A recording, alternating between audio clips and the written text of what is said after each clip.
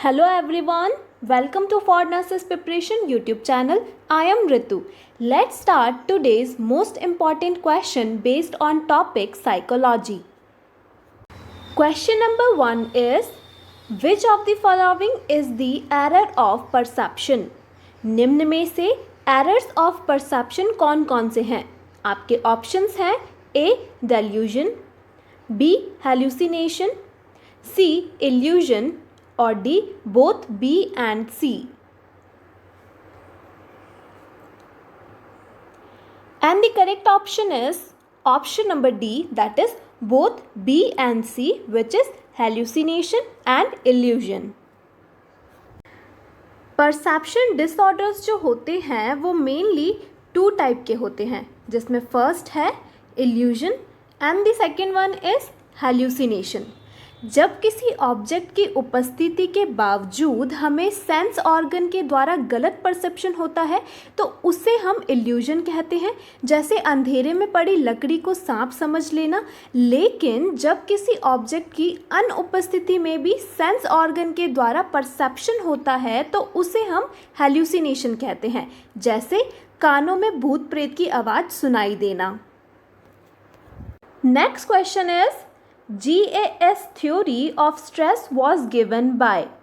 निम्न में से स्ट्रेस की GAS थ्योरी का प्रतिपादन किस मनोवैज्ञानिक के द्वारा किया गया था? आपके ऑप्शंस हैं A. Hippocrates, B. हैंसलेई, C. Karl जंग और D. Abraham Maslow. And the correct option is option number B, that is Hensley.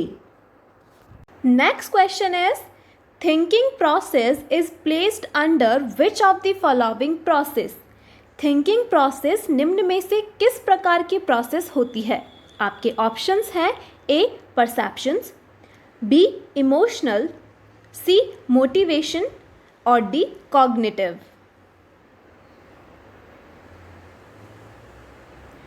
And the correct option is option number D, that is cognitive.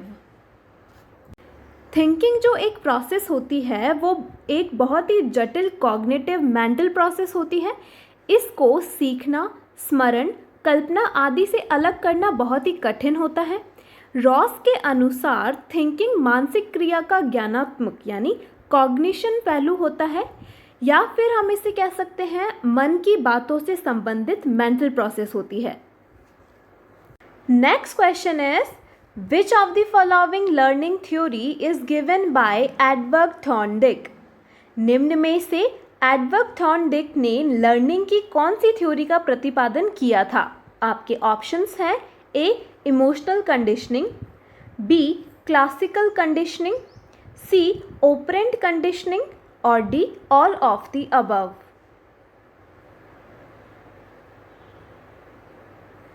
And the correct option is option number C, that is operant conditioning. Learning की operant conditioning जो theory है वो Edward थॉर्नडिक ने किया था. और अगर हम यहाँ पर बात करें क्लासिकल कंडीशनिंग तो इसका जो प्रतिपादन है वो इवान पैवलोन ने किया था. Question number 5 is, who have classified the personality on the basis of ID, ego and super ego? निम्न में से पर्सनालिटी को ID, ego and super ego के आधार पर किसने क्लासिफाइड किया था? आपके ऑप्शंस हैं A. Skinner, B. S Freud, C. Aristotle और D. Hippocrates. And the correct option is option number B, that is S Freud. व्यक्तित्व यानी पर्सनालिटी का तात्पर्य विशेष गुणों अथवा विशेषताओं से होता है. यह परिवेश में निरंतर प्रभावी होती रहती है. व्यक्तित्व यानी पर्सनालिटी की छाप व्यक्ति के आचरण, विचार, व्यवहार, क्रियाकल्पनाओं, गतिविधियों आदि से स्पष्ट देखी जा सकती है.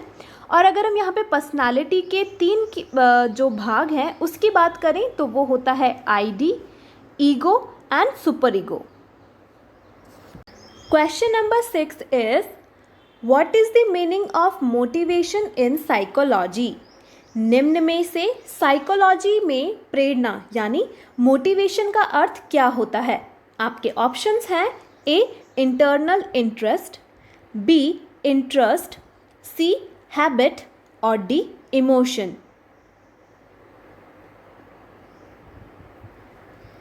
And the correct option is option number A, that is internal interest, या फिर हम इसे कह सकते हैं आंतरिक उत्तेजना। प्रेरणा यानी मोटिवेशन, ऐसी आंतरिक शक्ति या फिर हम इसे कह सकते हैं प्रेरणा एक ऐसी उत्तेजना होती है जो कि व्यक्ति को किसी कार्य विशेष के लिए मोटिवेट करती है। यह पॉजिटिव या नेगेटिव दोनों हो सकती है। प्रेरकों यानी मोटिवेट्स को हम मुख्यतः दो पार्ट में डिवाइड कर सकते हैं। अगर हम यहाँ पे फर्स्ट की बात करें तो जैसे प्रथम श्रेणी जिसमें हमने डिवाइड किया है इसको, तो उसमें आएंगे जैविक अथवा आधारभूत प्रेरक, जैसे हम इसमें इंक्लूड कर सकते हैं भूख, प्यास, निद्रा इत्यादि। और अगर हम यहाँ पे सेकंड श्रेणी की बात करें तो इसमें आएगा अर्जित या ग्रहण किए गए प्रेरक, जैसे दंड, सम्मान, पुरस्कार आदि। Question number 7 is which of the following parts of brain control the emotions and motivations? निम्न में से ब्रेन के कौन से भाग के द्वारा इमोशन तथा मोटिवेशन को कंट्रोल किया जाता है? आपके ऑप्शंस हैं A pituitary gland, B limbic system, C hypothalamus और D both B and C. And the correct option is option number D, that is both B and C, which is limbic system and hypothalamus. अगर हम यहाँ पे बात करें emotions and motivation की, तो ये जो होते हैं दोनों, इसका नियंत्रण के लिए हमारे शरीर में हाइपोथैलेमस व लिम्बिक सिस्टम दोनों ही जिम्मेदार होते हैं। सामान्यतः ब्रेन के राइट हेमिस्फीयर के द्वारा नेगेटिव इमोशन को तथा लेफ्ट हेमिस्फीयर के द्वारा पॉजिटिव इमोशन को कंट्रोल किया जाता है। Next question is first psychology laboratory in the world was established in? निम्न में से वर्ल्ड में सबसे पहले मनोवैज्ञानिक प्रयोगशाला कहाँ खोली गई थी? आपके ऑप्शंस हैं A Denmark, B Leipzig, C New York और D London. And the correct option is option number B, that is Leipzig. सबसे पहले वुंट ने ईयर 1879 इसमें यूनिवर्सिटी ऑफ लैपिजिंग में मनोवैज्ञानिक की पहली फॉर्मल लैबोरेटरी ऑफ साइकोलॉजी की स्थापना की थी। इसी कारण से वुंट को प्रयोगात्मक मनोवैज्ञानिक का जनक भी कहा जाता है। अमेरिका में साइकोलॉजी की फर्स्ट लैबोरेटरी की जो स्थापना है वो हुई थी 1883 में, जो कि जॉन्स हॉपिंसन यूनिवर्सिटी में की गई थी। इसके अलावा सन 1825 में एल्फ्रेड बेनेट, इन्होंने भी साइको डायग्नोसिस की फर्स्ट लैबोरेटरी की स्थापना की थी। Next question is one word that define youth in psychology. किशोर अवस्था की विशेषताओं को सर्वोत्तम रूप से व्यक्त करने वाला केवल एक शब्द निम्न में से कौन सा होगा? आपके ऑप्शंस हैं A adjustment, B change, C development और D instability. And the correct option is option number B, that is change. Stanley Hall के अनुसार किशोरावस्था संघर्ष, तनाव, तूफान तथा विरोध की कंडीशन में होती है। क्योंकि इस एज में बहुत ज़्यादा उतार चढ़ाव आते हैं, इसी कारण से किशोर अवस्था को झंझावतों की अवस्था भी कहा जाता है। इस प्रकार किशोरावस्था को सर्वोत्तम रूप से व्यक्त करने वाला जो शब्द यहाँ पर आपको दिया गया है वो है चेंज। बाल्यावस्था यानी चाइल्डहुड को टीन एज भी कहा जाता है। Next and the last question of this video is who classified the personality on the basis of physical structure?